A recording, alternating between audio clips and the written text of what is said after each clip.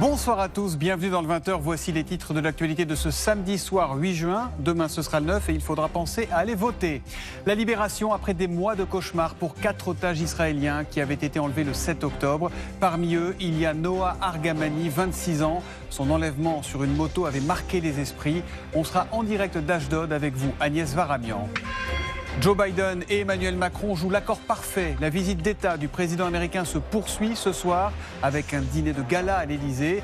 Mais vous verrez avec Franck Jonozo en direct de Washington que même quand il est à Paris, Joe Biden n'oublie pas de faire campagne pour la présidentielle américaine. Vive les mariés. À 100 ans, Harold Terrence, vétéran américain, et celle qui est désormais sa femme, Jane Swearlin, se sont dit oui. Un mariage célébré à 40 ans en Normandie, tout près des plages du débarquement. La mobilisation de militants écologistes contre l'autoroute A69 entre Castres et Toulouse dégénère.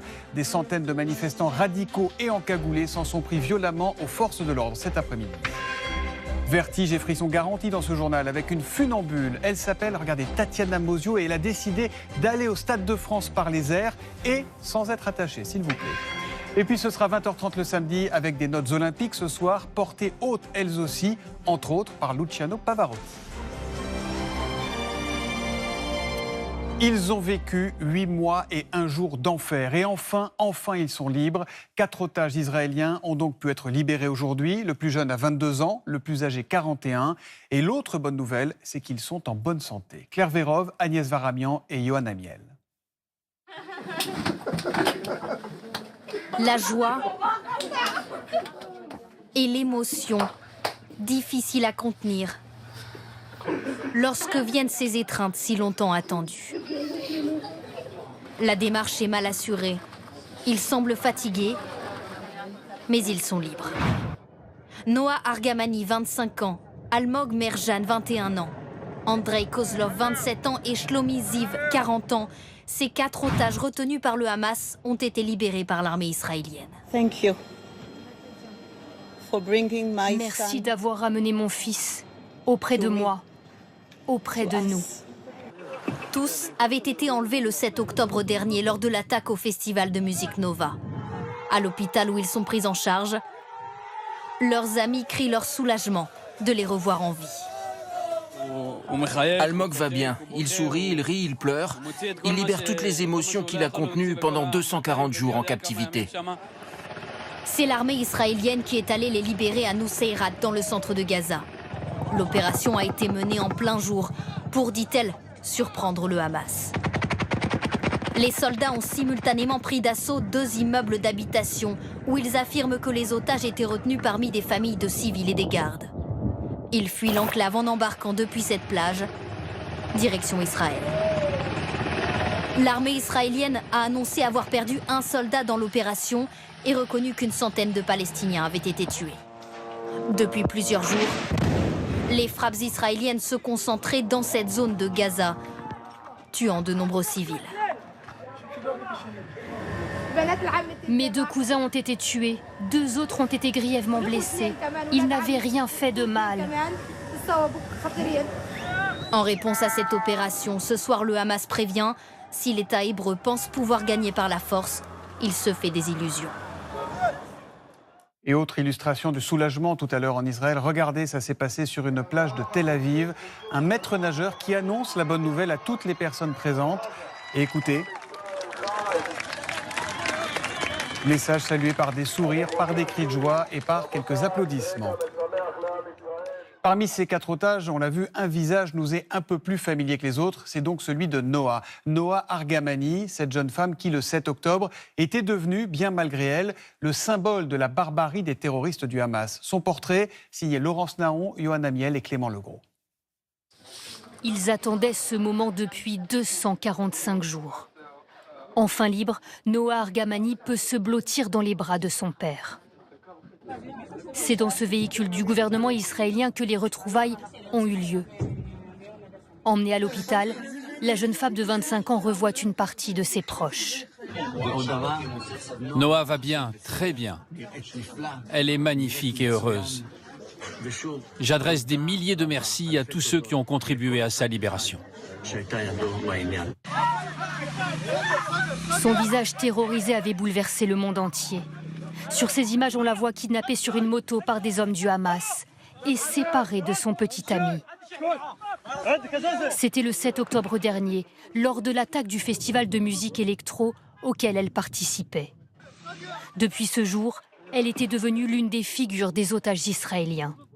Ses proches n'avaient cessé de se mobiliser pour réclamer sa libération, au premier rang desquels son père. Toute ma vie, depuis sa naissance, j'ai essayé de la protéger, de la serrer dans mes bras, de la soutenir et de l'aimer.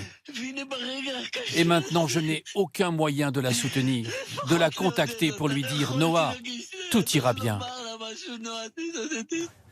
En janvier dernier, le Hamas avait diffusé une vidéo de propagande de la jeune femme. Sous la contrainte de ses geôliers, elle avait été forcée d'annoncer la mort de 2 autres otages. 8 mois plus tard, le Premier ministre israélien Benjamin Netanyahou lui rend visite à l'hôpital. J'ai demandé au Premier ministre de faire tout ce qu'il pouvait pour faire revenir Noah et que sa mère la retrouve. Vœu exaucé, Noah Argamani est désormais pris en charge dans le même hôpital que sa mère, atteinte d'un cancer en phase terminale.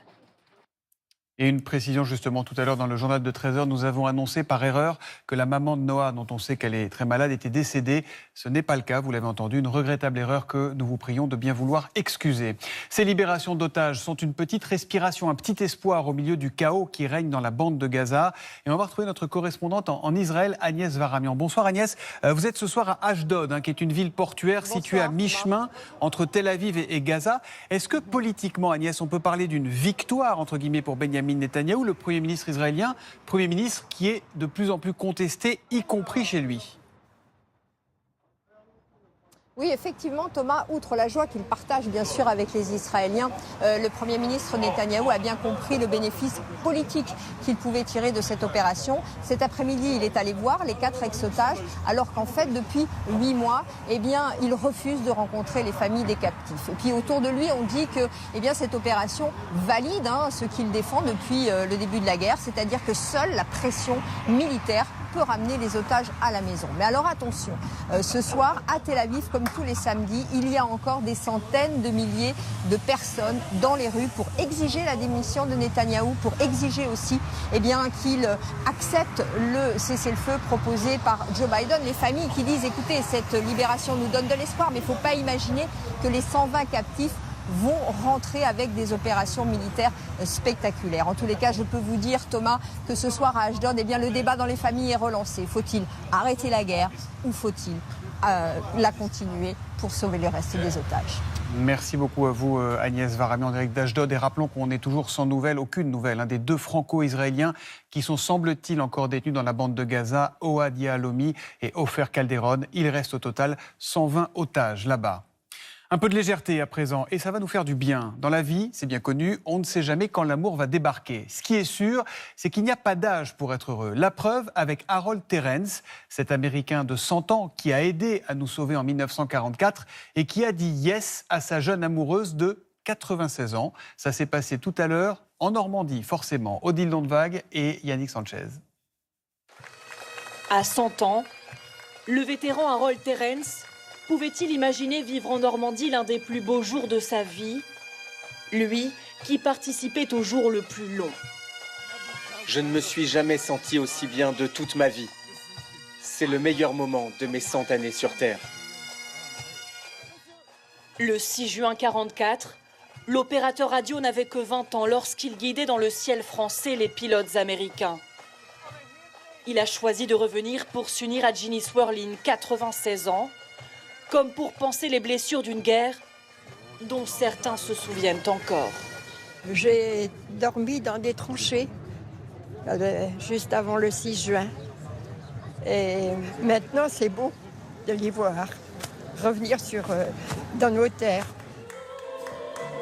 Devant les membres de leur famille et des médias du monde entier, les mariés se sont dit « Oui !»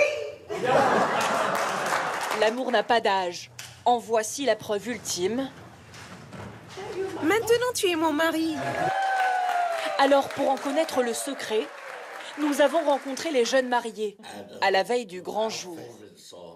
Je me suis mise à genoux et je lui ai demandé « Tu veux m'épouser en France ?» Et elle m'a dit, bien sûr. Et nous voilà. Je pensais qu'il n'arriverait pas à se relever parce qu'il était à genoux. Je voulais l'aider et il m'a dit non, c'est un macho, il est si fort. La voilà, la recette. Un peu d'autodérision et beaucoup de tendresse, comme celle qu'il a toujours, 80 ans après, pour ses frères d'armes morts au combat. En fait, je suis venu ici pour pouvoir convier à mon mariage les 9836 soldats enterrés à Omaha Beach. Je suis quelqu'un de spirituel. Ils ont tous accepté l'invitation et ça me rend très heureux. Harold et Ginny, c'est la petite histoire qui s'inscrit dans la grande, celle qui rappelle que parfois, l'histoire se finit bien.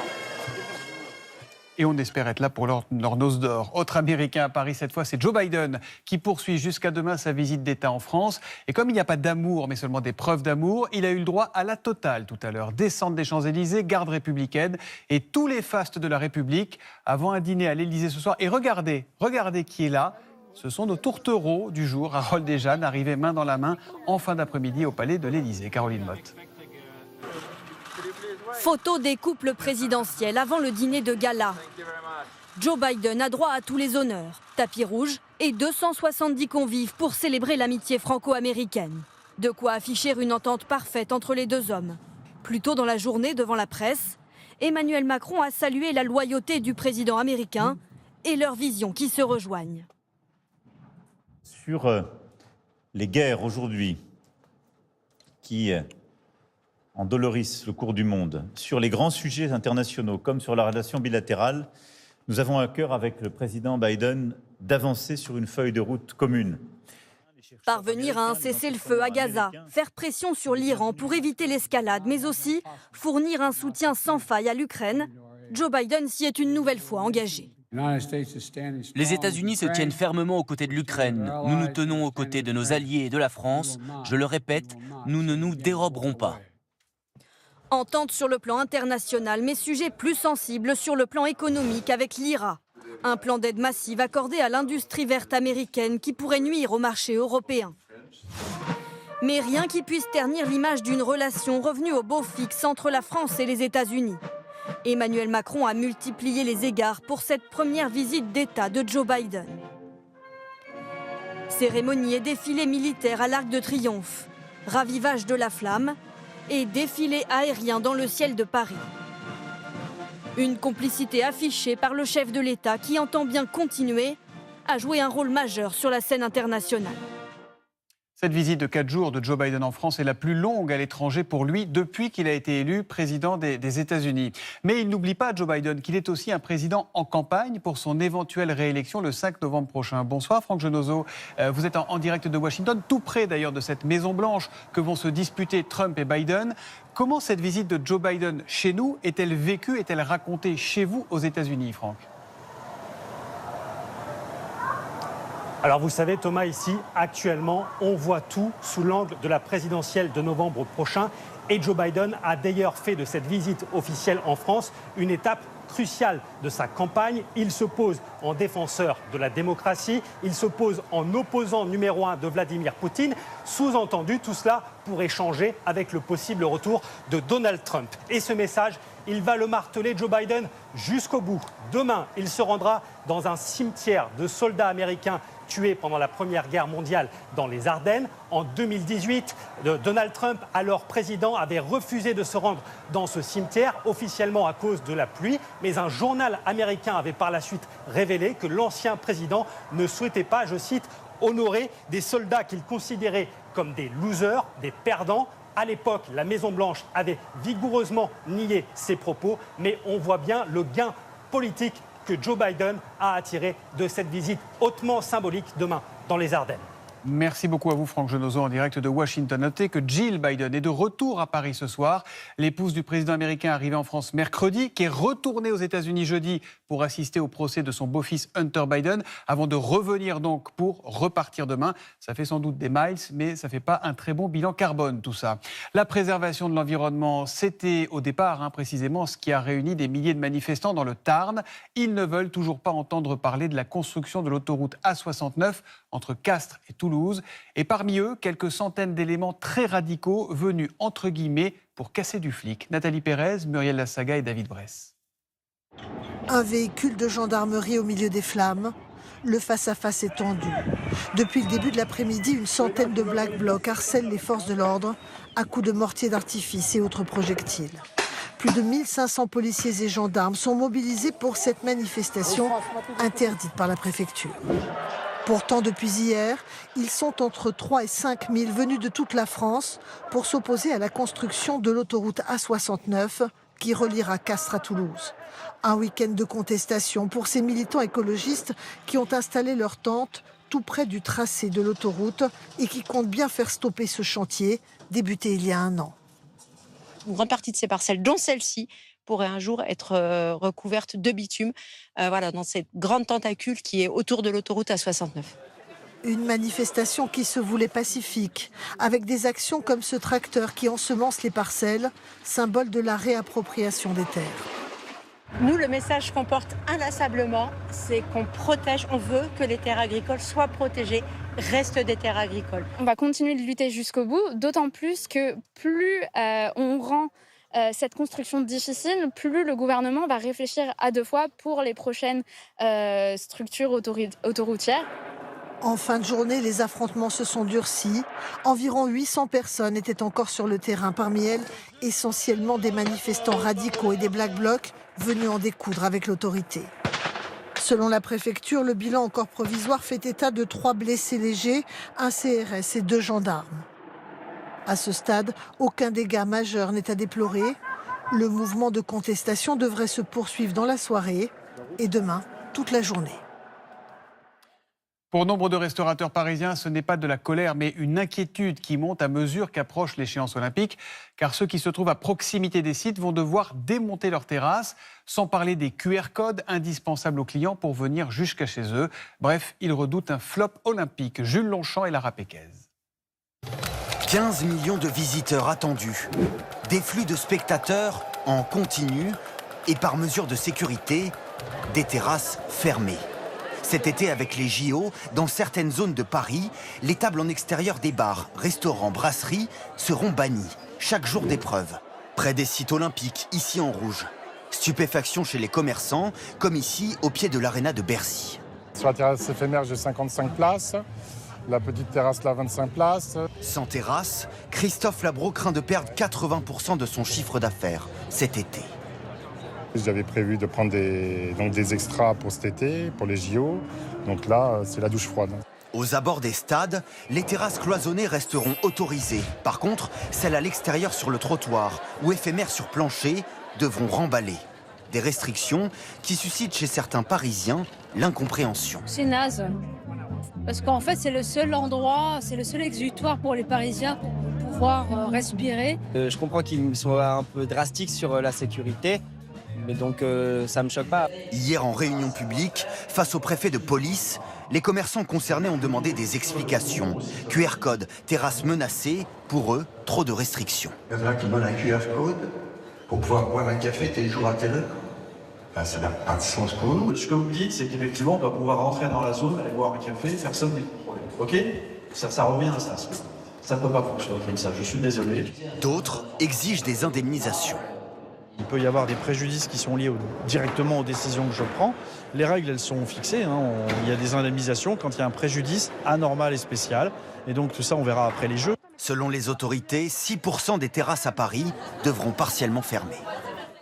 Et si vous voulez en savoir plus sur ces fameux QR codes, toutes les infos sont à retrouver sur cette adresse passe-jeu.gouv.fr, passe-jeu.gouv.fr. Et je vous assure que lorsqu'on s'y plonge un peu, c'est pas si compliqué, mais un peu quand même. Et à propos des JO, regardez comme ils sont beaux quand ils sont éclairés. Les anneaux olympiques que la Tour Eiffel porte désormais en nœud papillon. Ils sont 5 et font 9 mètres de diamètre chacun pour un poids total de 30 tonnes. Et ça va nous adoucir. Les restaurants qu'on évoquait à l'instant sont bien souvent des petites affaires familiales, comme tant de PME en France. Dans le jeu des 7 familles du business, on trouve aussi des grands groupes comme Michelin ou Auchan. Dans le pays, une immense majorité d'entreprises se transmet d'une génération à l'autre. La preuve en chiffres, pour commencer, c'est avec Morgane Bouvier et Zoé Fatus-Rieser. En France, 8 entreprises sur 10 sont des entreprises familiales. Elles emploient 13 millions de salariés et produisent 60% du PIB. Principal défi, perdurer de génération en génération. Aujourd'hui en France, seuls 22% des entreprises sont transmises au sein de la même famille. Très loin derrière nos voisins européens, l'Italie, l'Autriche et l'Allemagne. En cause, le taux d'imposition français sur les successions, jusqu'à 45% de la valeur de l'entreprise, soit 3 fois plus que la moyenne européenne. Compliqué parfois dans ces conditions de reprendre pour les enfants, neveux ou conjoints. D'ailleurs, 36% des dirigeants qui ont aujourd'hui plus de 70 ans n'ont toujours pas trouvé de successeur. Pourtant, les transmissions intrafamiliales ont du bon. Elles propulsent les femmes et les plus jeunes. 14% des entreprises familiales sont pilotées par une femme, contre 8% pour les non familiales. Et les dirigeants y sont souvent plus jeunes, 10% ont moins de 40 ans, contre 5% seulement dans les autres sociétés. Alors évidemment, une entreprise familiale, ce n'est pas seulement un bilan comptable, ce sont aussi des liens, un affect qui construisent parfois au fil des siècles des sagas exceptionnelles. Morgane Bouvier et Philippe Maire. Un frère et une sœur, une mère et son fils, 2 entreprises transmises de génération en génération, depuis plus de 400 ans. Comment ces maisons ont-elles traversé les siècles? Comment ces familles perpétuent la tradition? À Thiers, dans le Puy-de-Dôme, les rois du couteau, ce sont les Tarréria, Éric et Carole, qui ont hérité de l'entreprise il y a 30 ans. De nos parents, et eux-mêmes, de leurs grands-parents, de leurs grands-parents, de leurs grands-parents, je pourrais le faire 11 fois. En fait, les Tarréria sont maîtres couteliers depuis 1580 pour le plus ancien. Première fratrie à diriger, ils ont dû apprendre à travailler ensemble. C'est pas toujours facile, c'est vrai, mais aussi c'est extrêmement renforçant, c'est extrêmement liant et on peut se dire que dans l'adversité, il y a peu de choses qui va dissoudre une famille. Autour d'eux, bonjour, plus de 100 salariés qui ont le sentiment de faire partie de la famille. Monique Goutet, la plus ancienne de l'usine, a connu 3 générations de Tarréria. Grand-mère, j'ai pas trop travaillé avec, elle venait comme ça, passer un petit moment, mais oui, vos parents, oui, carrément, j'ai travaillé quelques bonnes années avec, oui. Ouais, c'est des bons souvenirs, on était bien, on est bien. Quand il a fallu penser à la relève, pour Éric Tarréria, c'était une évidence. Sa sœur, elle, se rêvait vétérinaire. Ça n'a pas duré très longtemps et puis en fait on est tombé dedans tout petit. Les vacances scolaires on les passait dans l'entreprise familiale. On prenait du plaisir aussi à donner un coup de main, à aider. Aujourd'hui tous les deux l'assurent, être une entreprise familiale offre le luxe de ne pas se précipiter. Ce qui est important c'est d'avoir une vision dans le temps et de ne pas prendre des décisions court-termistes qui feraient que du coup on mettrait en péril la pérennité globale de l'outil et de son évolution. Dans les entreprises familiales, tout semble parfaitement huilé, sur des générations. Mais parfois, des imprévus surgissent. Place Vendôme, au cœur du quartier des Joailliers de Paris, sont installés les Mélériaux depuis 1613. Ils étaient les bijoutiers de Versailles. Jean-Baptiste Mélériaux partait de Paris avec ça sur le dos et il allait aux grilles de Versailles. Et donc la reine Marie-Antoinette, en rentrant de promenade, aurait acheté donc ce bracelet. L'histoire multicentenaire aurait pu s'arrêter en 2018, quand Laurent Mélériaux décède brutalement. Le fils, Côme, est alors trop jeune pour reprendre l'entreprise. C'est donc à sa femme que revient la lourde tâche de faire le lien entre les générations. Il a fallu que je dirige cette maison et donc j'ai pu effectivement trouver que c'était un poids, mais finalement on apprend beaucoup. Je suis très très heureuse déjà de travailler avec mon fils et que la transmission se commence et continue. C'était mon père qui m'avait emmené chez Mellerio la première fois. Et c'est vrai que quand on est petit, voir son nom de famille sur la devanture Mellerio, c'est vrai que ça fait un choc. C'est assez fort et c'est une image qu'on garde toute sa vie. Et on se dit, pourquoi pas un jour, ouais. Ici, la postérité semble assurée. Moi, je vais avoir un petit garçon, la 16e génération. Chez les Tarreria, l'avenir est déjà écrit. Leurs fils respectifs se préparent à reprendre la coutellerie. Il faut quand même leur demander leur avis aux descendants. Les élections européennes, c'est parti en France et plus particulièrement à Saint-Pierre-et-Miquelon ou encore aux Antilles où l'on vote plus tôt pour compenser les effets du décalage horaire. En métropole, on votera à partir de demain matin 8h. Pour les résultats, branchez-vous sur France 2 ce dimanche dès 19h25. Coup d'envoi de la soirée électorale que vous présenteront Anne-Sophie Lapix et Laurent Delahousse.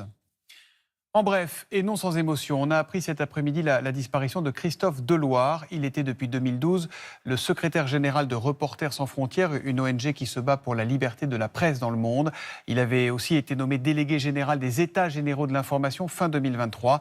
Christophe Deloire qui était âgé de 53 ans. Ce samedi 8 juin marquait la journée mondiale de l'océan, une mer dont on commence à comprendre à quel point il est vital de la préserver. Alors certes, il existe depuis des années des aires marines protégées, notamment en Méditerranée, sauf que le label, bien souvent, ne suffit pas à garantir la protection. Sandrine Fedel et Benoît Véran. Décollage, direction la mer Méditerranée. Il ne faut pas longtemps pour que ce représentant d'une association de défense de l'environnement les repère. Là, on est au cœur de l'aire marine protégée de Camargue et on a en dessous de nous, là, 3 chalutiers de 18, 19 et 24 mètres. Et en tout cas, là, ils sont vraiment en train de pêcher. On voit les câbles qui sont dans l'eau. Ces chalutiers raclent les fonds marins.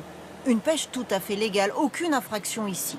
Le problème, c'est qu'ils sont dans une aire marine dite protégée.